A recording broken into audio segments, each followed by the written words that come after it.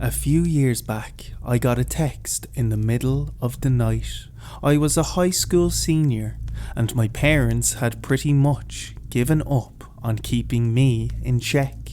As long as no one was getting hurt, they could focus all their attention on my 3 younger sisters.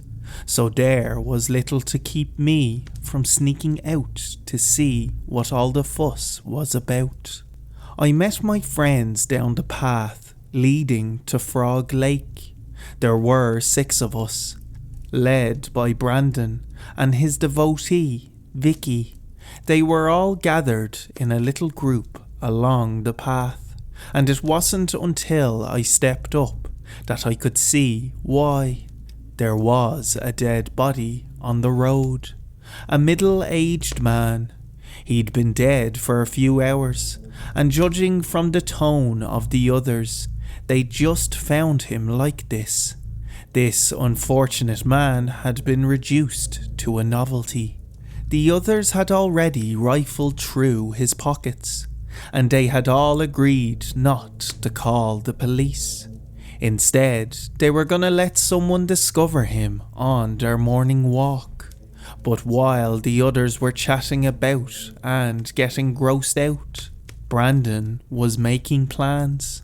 They'd already taken all loose cash from the deceased man's wallet. But that wasn't quiet enough. They were talking about putting lipstick on or giving him a weird haircut. But Brandon wasn't having it. He'd discovered him, and he wanted something special. "Vicky, give me your pencil," he finally said. "This'll be good." She handed it over. Brandon carefully punctured the man's throat in 2 spots, using the pencil. I was surprised to see how much blood was running out, even though the man was already dead. "What are you doing?" Vicky protested. "Give me my pen." The others just looked at the corpse, stunned. It looked like there'd been some kind of vampire attack, with 2 puncture wounds right on the artery. "This'll get them talking," grinned Brandon. "Hilarious." There was an article about it the next day. Some old lady had found the body and noticed the wounds. She'd called the police.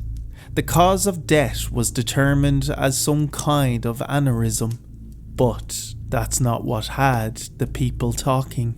The vampire bite was far more interesting. Brandon was so damn proud of himself. There was even a short national news segment about it. You remember the story about the Minnesota bloodsucker? Yeah, that was us. No vampire business, just kids being kids.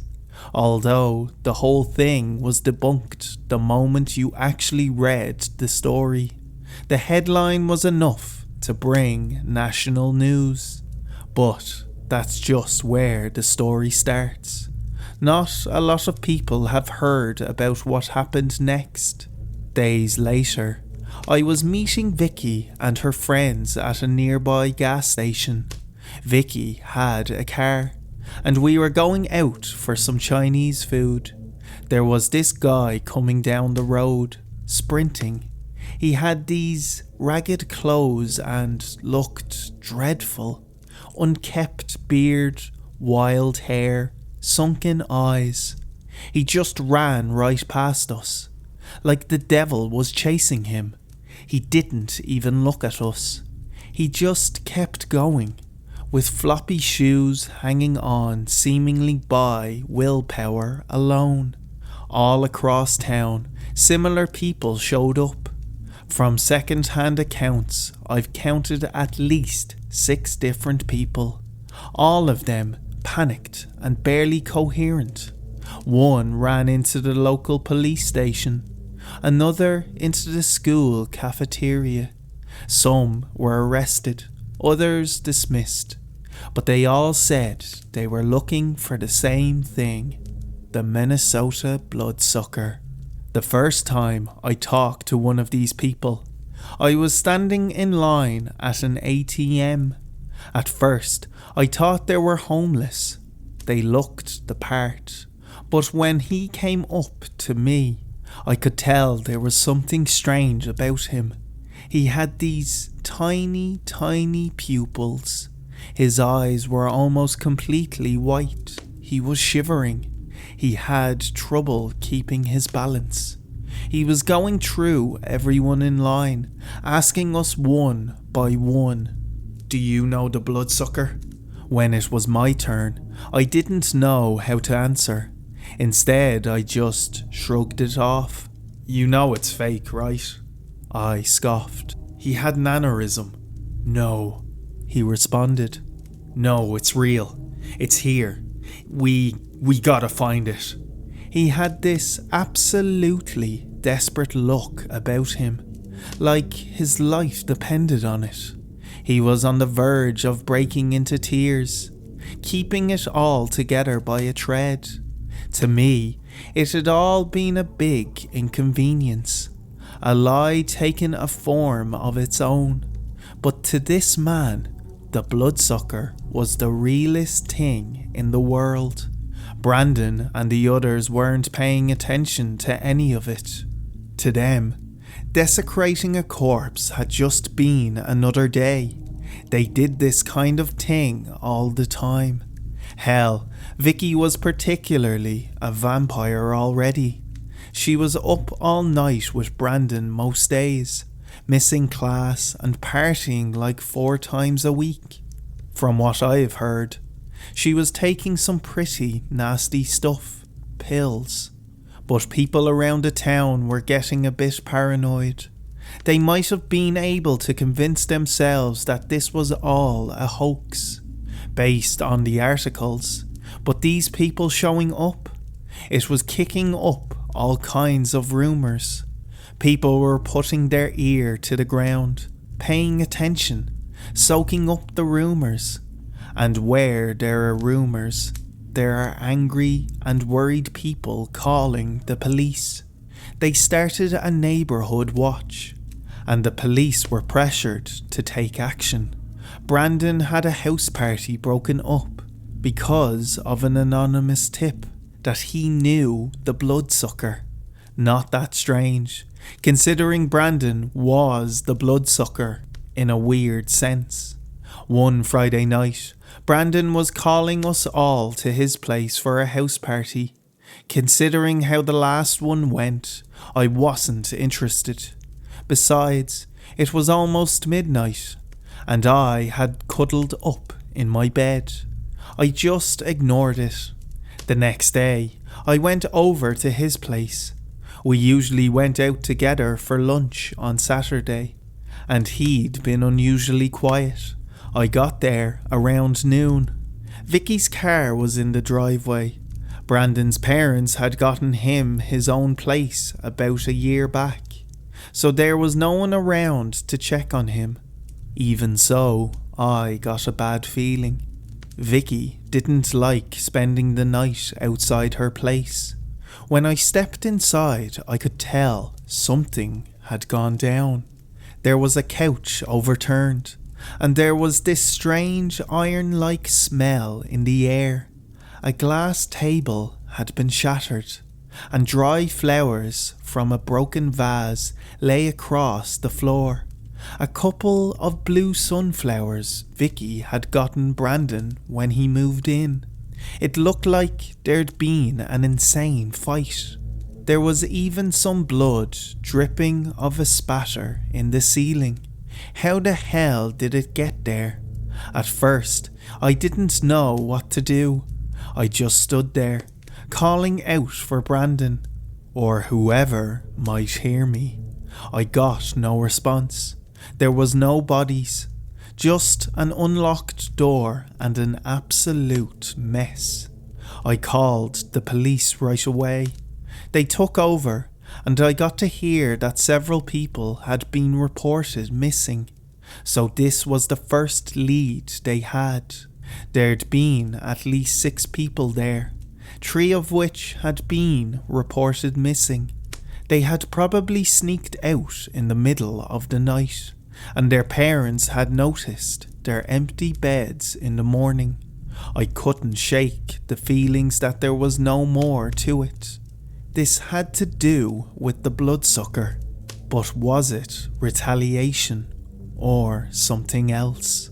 Having knowingly dodged a bullet, I started getting paranoid. This did little to slow the rumours. Now, there were even more people talking about the bloodsucker, and things were getting out of hand. Although this was mostly reported locally, there were interviews, articles, and missing people posters handed out all across town. Putting up a poster for Vicky and Brandon was one of the most surreal experiences of my life. It was like their pictures were staring at me through the paper, asking me where the hell I'd been that night. People were asking me questions. My parents, the police, social services. A lot of people had the impression that I knew something. And sure, I knew all about Brandon's prank on that dead body. But I wasn't telling. Not outright. Then again, I didn't see the relevance. It was just a stupid rumour. So, I just shut up about it. I got through countless innocuous talks. They were all being so friendly and understanding, but constantly prodding me. It's as if they just couldn't believe that I had no idea where Brandon and the others had gone. "We just want to talk," they all lied. "To see how you're holding up." This painted an enormous target on my back. Everyone knew I spent time with Brandon and the others. So when days turned into weeks, people were growing desperate. I was getting dozens of calls a day. I remember once when the papers called to ask me about them. I just screamed, "I don't know about anything. Maybe the bloodsucker got him. I don't know." I shouldn't have said that. I really shouldn't have. This just kicked everything up another notch.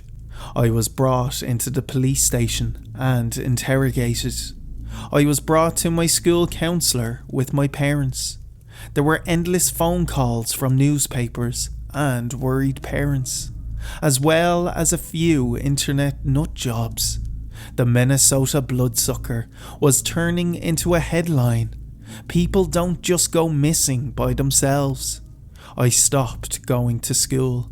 Those awful moments in between classes, or when I'd walk around on my own, just ruined my nerves. I imagined hearing people talking behind my back, or some unknown presence looking at me from afar. This rumour about the bloodsucker had taken over my life. I thought about telling the truth. I really did.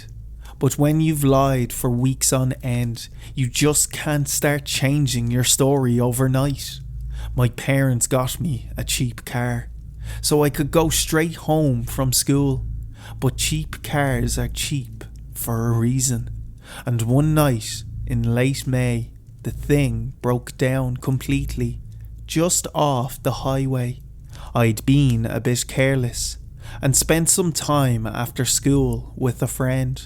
I'd had a few beers and probably shouldn't have been driving in the first place, so I was a bit anxious about calling for help. I had to manually push the car off the road. It was almost 8 p.m. and there was an awful wind blowing, drops of rain smattering across the windshield, and this cold, howling sound echoing across the highway. There was a storm coming. Cars rushed by as I anguished about what to do. It was either my parents, the police, or a AAA. I finally settled on calling my parents. I had my thumb hovering above the number for a few minutes, trying to build up the courage. I had been a pain lately, and this wasn't making things easier. The faint smell of beer didn't help. There was no way for me to prepare for what happened next. It was quick. One of the ragged men had walked up to the side of my car with a tire iron. As I pressed the call button, I was showered in glass. Hands reached for me through the broken window. I kicked and crawled into the passenger side, trying to get away. I didn't even notice my hands were bleeding. Looking back at it, I realised there are a lot of blanks. I was panicking. I have no memory of it, but I think I was screaming. I remember my throat being raw as soon as I came to. But there, in that moment, I was just trying to get away. But I remember one moment clearly. As I got on the other side of the car, I met the gaze of the strange man who attacked me. This time, his eyes were completely white. It was as if he was looking straight through me, or seeing something in me that I wasn't. But those eyes, they haunt me. That's one thing I can't forget. I just ran. Just off the road was a large grassy field, leading into a pine forest. It was easy to follow in my footsteps, but what choice did I have? It was like I'd forgotten how to breathe. My body just got into this weird autopilot mode. I just kept going. I could hear screaming, and there was rustling in the grass behind me. As I got to the edge of the forest, I went straight through the underbush. I cut myself raw on every kind of bush and thorn there was. They went from one person to 4. It wasn't until I gained some distance that I heard they were actually calling out to me. It wasn't just screams. Please, one of them screamed. Please, sir, talk to us. They all said the same thing. They begged. They pleaded. Their screams went from panicked to furious to hopeless. They were just broken. I found a small hole, mostly covered by the side of a pine tree. I crawled in and reached for my phone, only to realise I dropped it in the car. It was probably still waiting for me to push down on my mother's number. I have no sense of how long I stayed out there. Hours probably. I heard them shuffling about, looking for me. One of them got dangerously close, brushing by the tree I was hiding next to. As they passed by me, I heard one of them muttering to themselves. Gotta find them. They wheezed. Gotta find them, not too late, gotta find them. I caught a glimpse of those white eyes through the roots and branches. I just closed my eyes, held my breath, and waited for it to be over, one way or another. At that point, the sky had turned dark, the wind had picked up, but the rain was still just trickling down. I couldn't hear any screams, and it had been at least an hour since I last saw one of them shuffling about. I got up, only to realise I didn't have the slightest idea where I was. Everything looks different in the dark. Fumbling about, I noticed the space between trees growing larger. I might not be going the right way, but I was getting out of the forest at least.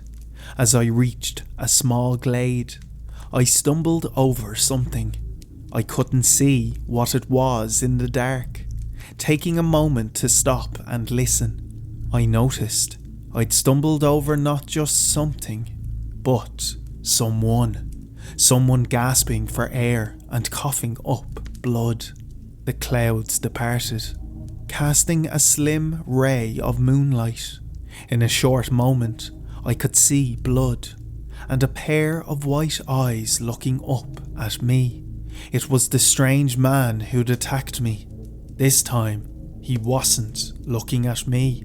He was looking at something behind me. I turned around. I could see their black silhouettes against the sky. 6 headless bodies floating in mid-air. I recognized their clothes. Arms and legs swaying back and forth in the wind. And there, standing in the middle of the glade, was a man. The memory comes to me as a fever dream. This Armani-flavoured businessman, standing in the middle of nowhere, arms resting at his side, back straight in a stiff posture, well-kept hair, black. He had some sort of Mediterranean features, but it was hard to tell. But I couldn't peel my eyes off the floating bodies, held aloft by invisible strings, gently rocking back and forth by the wind. The man stepped up to me. I could barely breathe. It was as if my body forgot how to run. There was just something about his eyes that just made me freeze. I waited for him to speak. He gently shook my hand with an ice-cold grip. It hurt my veins just to be near him. "You brought a lot of attention to me," he said. His voice dripped with threat. He had the kind of low voice that was just on the edge of turning into a growl. Like hot chocolate, but so hot it'll burn your tongue. "I don't appreciate this level of scrutiny," he continued. "It ends now." I know. I'm sorry," I wheezed. "Some woodsmen are seeking me," he said, eyeing the dying man I tripped over. "You and your acquaintances brought them here." It wasn't our choice," I stammered. They just... He lost control. A monster seeping through the cracks. His skin turned white and cracked, like a snake shedding its marble skin. His eyes turned dark, his mouth unhinged like, revealing 3 rows of razor-sharp teeth with 2 prominent fangs. In a moment, it was as if he grew by several feet. I wasn't looking straight at him anymore. I was looking up at him. "I am indifferent to your excuses." His fingers were so long they almost wrapped around my neck twice. He could have popped my head like a grape. Instead, he slowly squeezed my neck and lifted me up. I could feel my pulse pounding against his fingers. "You will tell them it was all you. You will tell them there is nothing in the dark. You will lie." I tried to nod, but I couldn't. I was standing on the top of my toes, trying not to break my neck. "You will lie." I was thrown to the ground. I tried forcing air into my lungs, through the tears that had swelled up in my eyes. I saw the vague shape of the monstrous man picking up the bleeding person I'd stumbled over earlier. Maybe he was being saved as a snack. The last thing I remember before running blindly into the woods was the sound of a cracking neck and blood pouring out of a shivering body like a giant juice box. Blood reflecting off of pale skin, bright drops dripping into open, unblinking black eyes. 6 headless victims, held hostage by some unseen force, saw me turn my back on them, and I ran like a bat out of hell. The next morning, I lied. I told everyone all about the prank. I told them it was all a stupid thing that got out of hand. And I told them I had no idea what was going on. I lied about Brandon and the others, saying I didn't know what had happened. I lied about my car, saying I walked home and that someone must have broken into it while I was gone. I lied about everything, and I still couldn't sleep at night. If there was even the slight chance that I'd missed something or outed that thing in any way, I'd be dead. I was sure of it.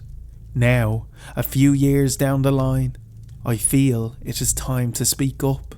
An anonymous post online is as far as I'm willing to take this, but it's a start. I've left that town behind, that whole state, but every now and then I get an email or a strange friend request, someone asking uncomfortable questions, and to this day, I lie. It weighs on me, but I'm just a person. I'm not cut out to face that kind of thing. Definitely not again.